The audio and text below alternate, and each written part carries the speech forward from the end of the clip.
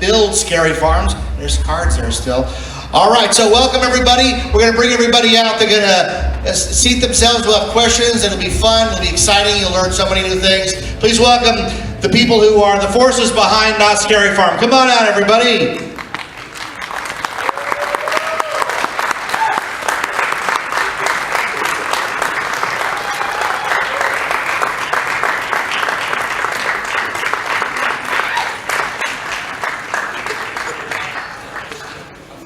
We'll just go down the line here, starting with Paul right here. If you want to introduce yourself, say what you do, how amazing you are. My name is Paul Marshman, and I am the Technical Director of Scenic Production. I'm Ken Parks. I'm the VP of Entertainment here at Knott's. My name is Daniel Miller. I am a creative designer. Hi, I'm Pasta Ragu. I am Monster Manager and Lead Scenic Artist here. Hi, I'm Tim Bauer. I'm the Costume Designer. My name is Wes Nablis. I'm the Senior Technical Director. Hi, I'm Sam Brezerich. I'm the Director of Production. I'm Eric Nix, producer here at Knott's Berry Farm.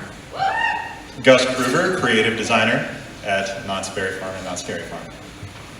All right, so we have marketing folks down here, right? You can handle the questions. If you have a question, come on up. These are the people who have all the answers.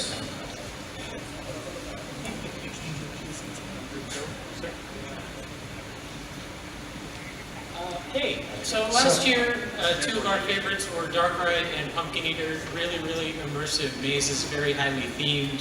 And it seemed like there was more of a move to repeat haunt visitors. A lot of the mazes you bore up the more times you went through them. Is that a conscious choice you've been making lately for the pass holders that are coming back more and more repeatedly and going through the mazes?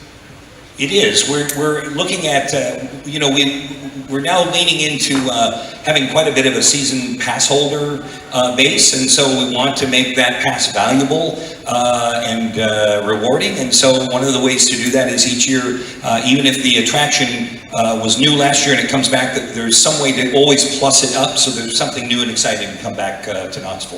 Thank you. So for the depths, are you integrating any water features with the maze? Well, I imagine after getting the splash, if you guys were in the splash zone there, yeah, we're going to be definitely implementing some water features. It's one of the elements that we're going to be including to kind of breathe a new life into the venue, and then it all culminates into one of the largest and most spectacular finale scenes we've ever created. I'm a little short. Hi, I'm Chloe Noel, and I was wondering, how do you train over 1,000 monsters? Because that is a big number, and how are you able to do it? Well, training and managing 1,000 talent definitely is no easy feat. After everyone is auditioned and hired, they go through a scare school process, which is a night where we bring all the talent in, which will help them and teach them a safe way to create an immersive environment and scare. We want to make sure our talent is giving the best performance possible. So it's really important that we have our scare school nights and we also have our dress rehearsal nights. So our dress rehearsal is usually the week before Scary Farm opens. So if there's any weird tweaks, we can do it then. Also, shock collars. Thank you. Hi guys, I have another question about the depths because it looks really awesome. I feel like I see a little bit of maybe H.P. Lovecraft influence on there, but I was just really curious about what the origins of that idea for the depths were. You should take this one. Originally, it's a John Cook maze, and he really actually did approach it with H.P. Lovecraft in mind. From the initial concept, he really wanted to bring in the Kraken, which was one of my favorite horror, and he's really a big fan of it. So that's heavily featured in this maze. Awesome, thank you. Hi, speaking of plus-ups, are there any plus-ups in any of the returning mazes this year? Most definitely. Pumpkin Eater has 2 new animatronics that we're adding through it. Red Barn has a whole new beginning that we redesigned, and we're putting a show element outside to entertain the queue. In fact, it has a whole new animatronic at the very end. That's sort of like a boss fight, just a large creature that you get to fire upon. So every year we approach the old mazes like they're new. So we really wanted to make everything more interesting for the returning visitor. So please come through and see what we've had stuff this year. Yeah, and Paranormal also has a brand new ending to it that is pretty spectacular. Yeah. Thank you.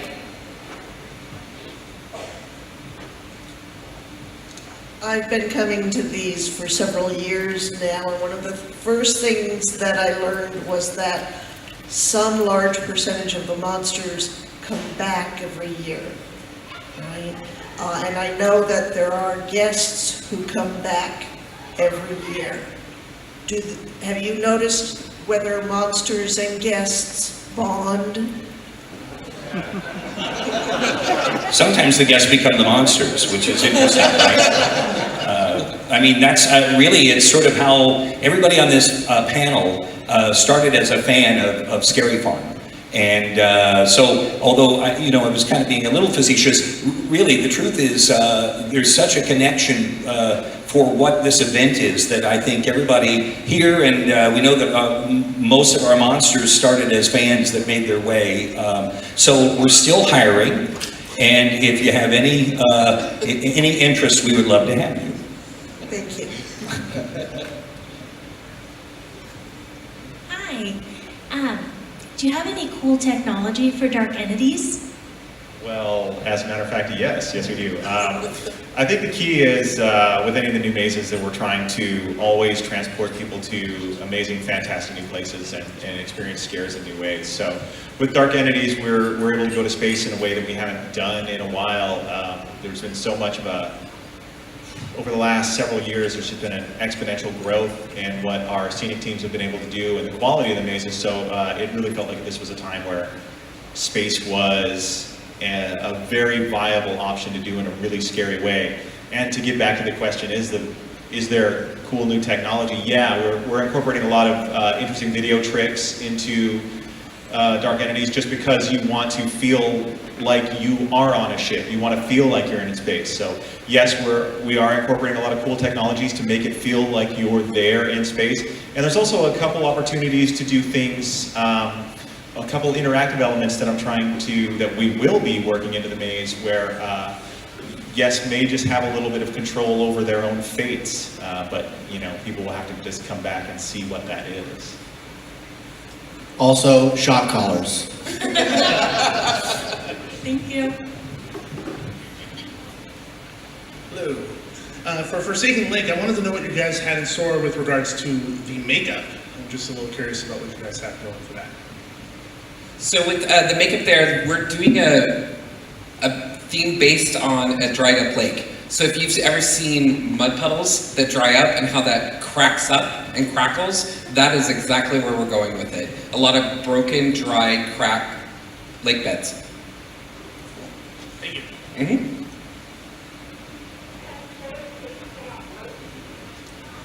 Water is new this year with the depths. I haven't ever been splashed at one of these before. You're welcome. What challenges did you face in controlling the water? Because if you ask my husband, he'll tell you that indoor plumbing is evil. Well, I think we're going to be, we're still learning that ourselves, so we're going to find out as we go, I think, on this one. But we've had good luck with water in the past, and we've had some incidents where we've had a mess, but I'm optimistic about it. And to tag into what Paul was saying, it's the largest finale scene that we've ever done here at Knott Scary Farm, and it actually has a working waterfall inside the caverns. Without revealing too much, will there be Sad Eye Joe working throughout the farm, or Mad Eye Joe will be back. Mad Eye Joe will be back. And Mad Eye is one of those things, you got what the lineup was tonight, but there's a whole bunch of stuff that we just never tell you about. We want you to discover those things. So there are all of these new pieces that are coming this year. If you liked Mad Eye Joe, there are new pieces that are coming throughout Scary Farm this year, like Mad Eye, to discover. Yeah. So on Dark Entities, what kind of like audio atmosphere is there going to be? Is it? Well, generally, in my mazes in the past, I really like to punch people in the head with sound. As you can tell, from Red Barn and Gunslingers, there were certain restraints in there. But with Dark Entities, I really want you to feel the cold, unpleasant atmosphere of space. So with the soundtrack for that, where when you're on the ship, it's more atmospheric, so that when that monster is coming at you, you can really hear that, and I just want to hear people scream. That's fair. Yeah.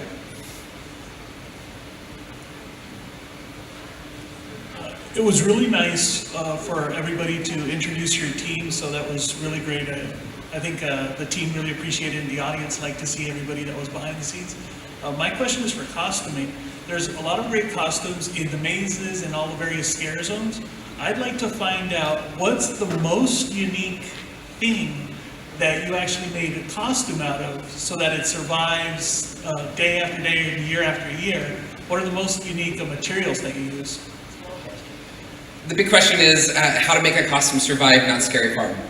There is a lot of hard work that goes into the monsters and what they do in there and in the zones. They work their tails off out there making you guys scared. So some of the techniques that we use is we use a lot of cottons and polyester. I mean, one of our favorite fabrics is poplin polyester because it's durable, it's gonna last, it takes paint, it's amazing. My other thing is I use a lot of couch fabric. I know, right? Because it's durable. It's already built in to take some abuse. It's meant for wear and tear. So I stick that on a lot of our streets. All of the Forsaken Lake is couch fabric. Wow. Don't tell my camera. Who would have known? But it was literally one of those things where a vendor came in, and he's like, I don't think this is anything you're gonna need. And I was like, let me touch that. And then we started putting it on sandpaper, and we started playing with it. We're like, I'll take that whole book, do you have it in blue? And he's like, why, yes I do. And I was so happy because I was like, there's my color palette. So we're also always looking for different things, but yeah, couch fabrics is one of my favorite. The original title was Sofas of the Dead.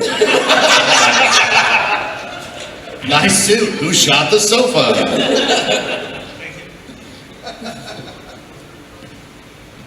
Is that it? No. No, I'm ready. Oh, I'm sorry. You're vaping, sir. I can't see you. Go ahead. Dressed in black, I'm hiding.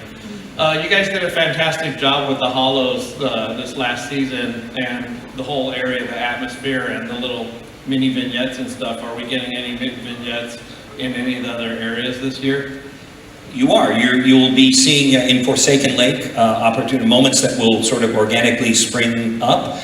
You'll also have in Carnival, there's a lighting moment that happens with Hang Time that will happen this year. And then there are a couple that we're not announcing because we want you to discover, but Ghost Town will get something that's pretty interesting this year too. Cool, and thanks for bringing back shows. There's, as she was saying about people coming back with the season passes, the shows are a nice thing to have to do other than just the mazes and around the park and stuff, so appreciate that.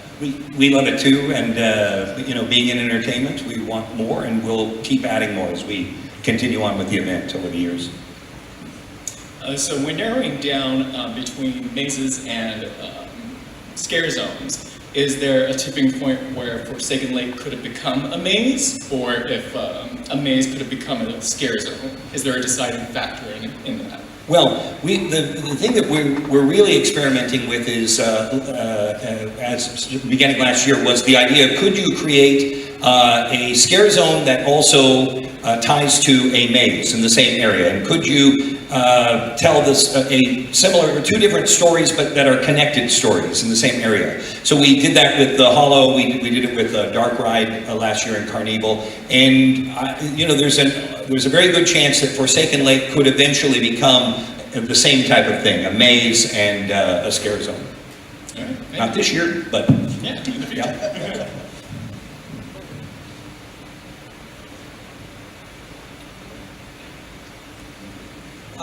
It seemed like last year and now again this year, Not Scary Farm is more focused. Before you might have done a dozen mazes, half a dozen skeleton key rooms. It seems like now you're looking at, well, let's do 9 mazes, 4 scare zones, and do them really great. So I'm assuming that was like a conscious decision of like, let's focus up and do stuff that's great instead of, we'll do 12 and hope that, 3/4 of them are really good. I think our producer could tell you about it. Yeah, so really, when we look at that, what happens is,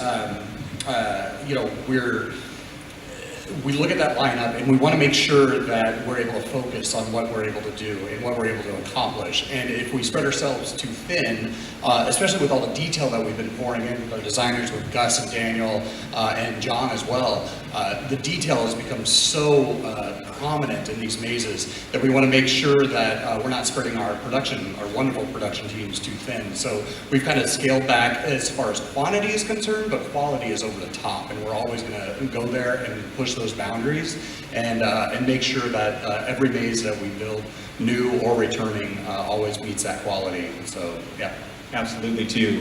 One thing just to compound that, if we were doing more, a dozen, 13 mazes, we would not be able to do things the level of paranormal, the level of dark ride, the level of dark entities in the depths this year. So when you visit Scary Farm this year, you're really going to see 2 incredible new venues that we were able to focus on, and our crews are just doing an amazing job to make these really, really feel real and special. So that's the trade-off. It's just world-class, high-caliber venues that we are able to offer, and we do that by focusing. What makes it extra unique this year is both of those mazes that we're offering, our new ones, the Depths and Dark Entities, are both backstage mazes, which means that we're able to build them in a different way that really makes them a little more permanent, so they don't have to be constructed in a way that they have to be torn down every year and then reinstalled. So we build them to last, and I think the detail in Dark Entities and the Depths is going to blow everyone away. Year after year, it seems that Not Scary Farm continues to be innovative in terms of having Scary Farm attendees be more immersed in their experiences throughout the night versus just being scared by things that pop out or going through replicas of high-priced intellectual property mazes based on films or movies. But my question for you is... We have no idea what you're talking about. From things like that were innovative before escape rooms existed all over the country, like traps, to skeleton room keys to give small intimate experiences, to even now those special ops, is there a conscious effort to have guests like really being completely immersed versus just going through a maze or haunted house? Well, it's in our DNA. We were the first, and so we really do take that heritage seriously, of that we constantly need to be finding ways that we can innovate. And so I think as we look at what's happening in the world of themed entertainment, that there is a great push to immerse and to have the guest be the star, or the guest be a character in this story, and that they feel that they are surrounded 360 in that world. And so that's definitely where we're leaning toward, and where we'll continue to go, not just in the mazes, but also in the park as well. Last year the decor came back in a big way in our park, and that you'll see more of that again this year too. So. Related to what you just said, at the beginning of tonight's announcement, Jeff Tucker mentioned that Scary Farm this year, slightly differently, will be the entire park will be part of the Scary Farm experience. I was wondering, could each person on the panel talk about how you or your department is involved with making the entire park part of the Scary Farm experience? Sure. Well, I think the entertainment team as a whole on this panel is, every one of us is involved in making the entire park the scare zone and an immersive experience with all of the 9 mazes. It's not 14, right? It's 9 mazes. There's the 9 mazes. This is my first Scary Farm, so I'm learning this as I go. And the one thing that I'm amazed at is the dedication to the team and the level of commitment to immersing the entire park into Not Scary Farm. So What was the question? Well, I think we really want to set ourselves apart. You know, we have all of this interesting geography and all of these interesting facilities. I mean, Ghost Town is an amazing place for a scare zone. And so we have all of these unique settings, and so we just want to take advantage of all of that. Last year we had Engine 41, which we had never put out into the park, with this gigantic piece of machinery that made this wonderful photo opportunity set piece. And we added an interesting atmosphere character in front of it that just helped with the placemaking. And so we're really striving to do that as you walk in the gate, that there really is no place that you can turn that you don't find something that's connected to Halloween. All design starts with word, it starts with story. So it's all about telling stories. It's all about making you frightened, making you think you're frightened. And this is where immersion starts. So I think that when guests come, they want to be told a story. And that's where our jobs start and finish. So. If you walk around the park, there is a color theory throughout the entire park. Every zone has a slightly different feel to it. Nothing is the same, everything is unique to that area. So throughout the entire park, whether it's a maze or a scare zone, you'll find those unique traits that are special to their own thing. And they're people, Tim, myself, the designers, we create those color palettes to map out the entire park. I work a lot with Pasta. She does a lot of paint. She won't say it quite out loud. She gets nervous up here. But she and I work a lot together because the costume and the paint and the environment have to go together. If she's in an orange and I'm over there in a pink, it's going to be a horrible experience unless that's what we're trying for. So if you go through the park, there's an amazing color palette. We always talk about eating with our eyes. Well, you're eating up this event with your eyes, and we want to make sure that you're not just getting one flavor, that you're getting an entire spectrum of flavors. It's fully cohesive and it's all thought out. If you look at the Hollows versus Ghost Town, yeah, you might think they're the same, but you never realize that the scarecrows are based off the corn stalks and the shadows that they're casted. Or if you look at the colors in Forsaken Lake, there's the teals and the silver because it's moonlight on water. There's so many different, unique, individual things for each zone. I think as you go around the park, you're going to see a lot more expansion of the lighting around the park. That's going to be one of the biggest changes, specifically in the Forsaken Lake area, but in all the areas, we're going to continue to expand that out. The hang time opportunity you're going to see there will be fantastic to see, and some other things that we want you to discover as you go around. You know, and talking about how we immerse our guests, part of my role here at the park is really working with all the other divisions, not just in entertainment, but working with merchandise and food and security, attractions, operations. And one of my pet projects, actually from Boysberry Festival and then carried on to Knott this year, is the art show. So I have a special place in my heart. I'm a graphic designer by trade, and so I've made a lot of contacts, and I've got a lot of friends that are artists, and so putting together Into the Fog for Haunt this year was one of those unique opportunities to try and expand our reach a little bit of outreach to the community, to different artists, local and abroad, and say, hey, you love Scary Farm, I love Scary Farm, why don't you make a piece of art for us, and we'd be happy to display it. And it was a great partnership with merchandise this year to make that happen, so I hope everyone gets a chance to go see the gallery after this. Everybody's looking at me now. For me, it's a lot of, as Daniel said, with us, we're trying to tell the story of what is going on in this park. So a lot of it is just what do I do to help make this park a whole park experience? It's just walk around, enjoy the park, come up with a bunch of wacky ideas and put them on paper, and then watch all these wonderful people make it reality. We don't, when you come to Not Scary Farm, we don't want you to get a break. From the moment you come in, every zone you go through, every maze you go through has to be terrifying. Our reputation is on the line. As the guy who holds the radio, the very important radio during nights, I sometimes get calls to go up front because somebody wants a refund. And when I go talk to them, they're crying. Why do you want a refund? It's too scary. And secretly I'm like, yeah, we've done it, right? That's what we're here for. So We want you to have a good time. We also want it to be scary. And these folks make sure that it's every single part of the park. It's not like you sit somewhere and go, well, we'll take a break here, and then we'll go on that attraction and that. No. Getting from here to there is going to be terrifying, just as terrifying as going in the maze. So it's a team effort with everybody here and the monsters and everybody involved in Scary Farm. Yeah, it's about scares. It's also a celebration of Halloween. So I think, bringing back the shows in the birdcage and things that kind of help create a bit of placemaking and help tell that story about this magical kind of Halloween theme park that we've all dreamed of when we were kids. Absolutely. Is that anybody else? I think that's it. Well, thank you all for coming out. Thank everybody on the panel. We're so excited. We'll see you opening night, September 20th at Knott Scary Farm, where nightmares never end.